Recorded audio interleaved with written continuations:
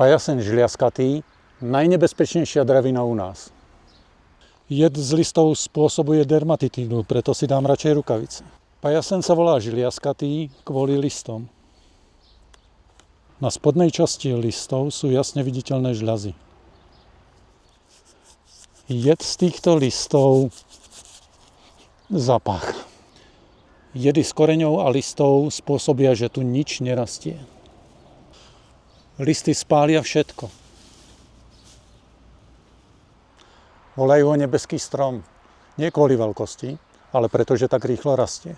Môže dosahovať výšky až 20-25 metrov. Je vlastne šampión v raste, v rýchlosti rastu. Takto vyzerá ročný strom. Dvojročný. Trojročný. A takto 5-ročný. Môže rásť na najnemožnejších miestach a ľahko poškodí infraštruktúru. Samičí strom vyprodukuje až 1 000 000 semien ročne. Plody pomocou vetra doletia ďaleko. No a tu máme krásny príklad toho, ako sa vie pajaseň šíriť v absolútne nepriaznivých podmienkach, v škáre od betónu. Ešte si môžeme všimnúť, že tieto listy, to sú vlastne listy z pajaseňa. Nič iného to nemôže vyrásť. No a tu vidíme celú falangu bojovníkov, ktorí vyrastajú a budú držať odkaz svojej matky ďalej. Ak sa ho chcete zbaviť, určite nie takto. Lebo sa vám stane toto.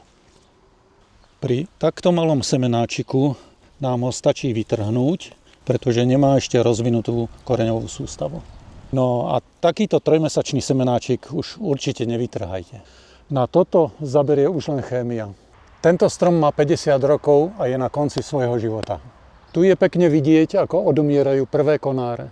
Tu v tej zóne 20 až 30 metrov okolo sú všade pod nami korene. Dokáže sa s pomocou koreňov rozmnožiť až na vzdialenosť 30 metrov.